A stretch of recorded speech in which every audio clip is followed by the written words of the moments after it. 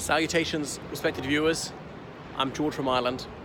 Here I am in front of the Gurkha statue in London. So, a memorial to the soldiers of the various Gurkha regiments that served in the Indian Army and subsequently in the British Army.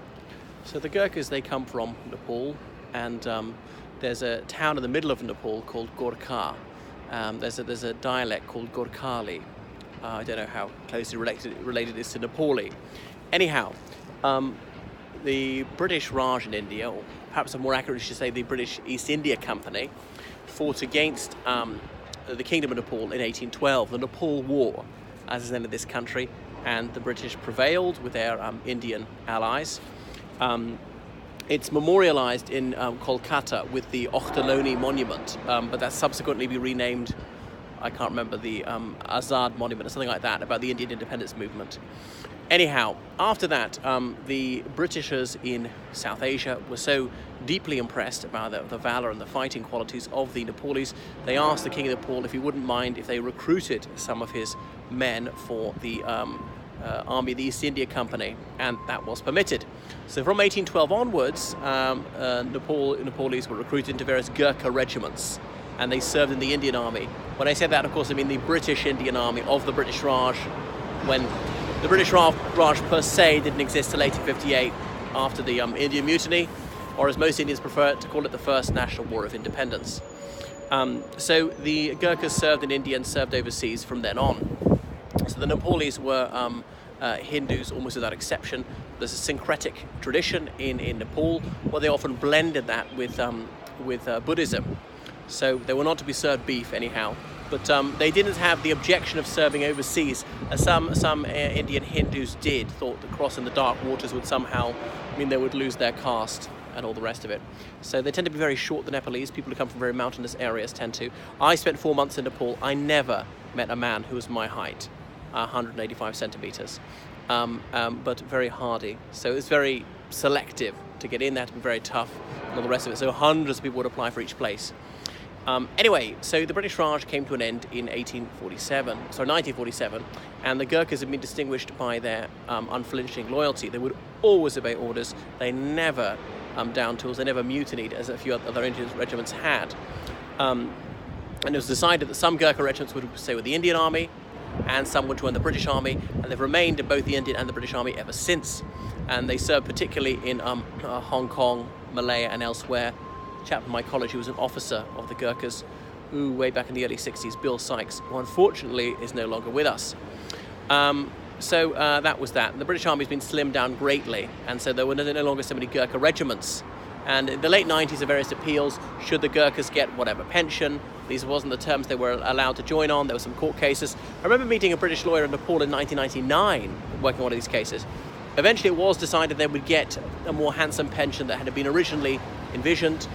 And then there were cases about 10 years after that. The redoubtable Joanna Lumley took up their cause. She was born in India, the son of a Gurkha officer, and there were all sorts of court cases and political hoo-ha.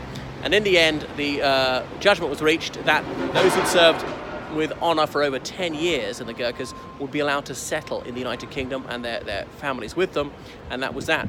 So they're often based in Catterick, North Yorkshire, the most male town of the United Kingdom, a gender imbalance because there's so many soldiers, and of course most soldiers are men. And now, the very first women are going to be recruited into the Gurkhas. Until now, the Gurkhas has been resolutely all male. This is about to change. Almost all units of the British Army are mixed these days. Look at the cross kukris. These are the special knives they wear. And it's got a quotation from a professor who was a Gurkha officer for a while. He got an MC, a military cross. I shan't read it out loud for you. And you can see down there various poppy wreaths that people put up around 11th of November, around Remembrance Day. Of course, they served in the First World War and the Second World War. And then, so some of the battle honours. And then that Sanskrit letter, Aum, probably mispronouncing it. And then with this cosmic sound, that's sound of eternity. All the vowels put together, followed by M. So, going around here, there are a few Nepali Muslims these days, I should have said. I don't know if there were any in the Gurkhas, but certainly in the old days, they were virtually all Hindus, a handful of Christians in Nepal as well, actually. And so various Gurkha regiments, and I don't know how many exist, but they may well be expanding the Gurkha units of the British Army, because the British Army is under strength by about 3,000. Not so much trouble recruiting, difficulty retaining people these days, because they're brought up without discipline, without physical fitness. It wouldn't be the life for me, all right?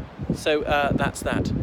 They say, supposedly some Gurkha motto, it's better to die than be a coward. Well, I certainly disagree with that. I'd much rather be a coward, because you will not be recognised, no one will be grateful, and you will not be rewarded, nor your kin after you're gone.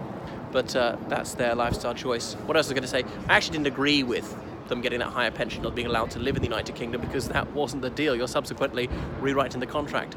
Put it this way, supposing having various terms being agreed to, could that contract be broken to the disadvantage of the Gurkha, say we're going to pay you less than we said? No, it would be grossly unfair, so we wouldn't do the other way either. Anyway, the decision has been reached, and Gurkhas are allowed to live in the United Kingdom, and they make a fantastic contribution.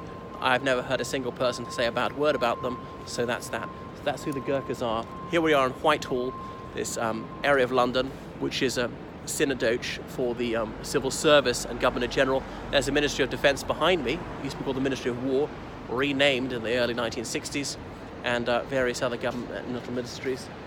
That's that. Okay, so I shall switch it off now. You're about to see a bit of the London Eye behind me on the far side of the River Thames.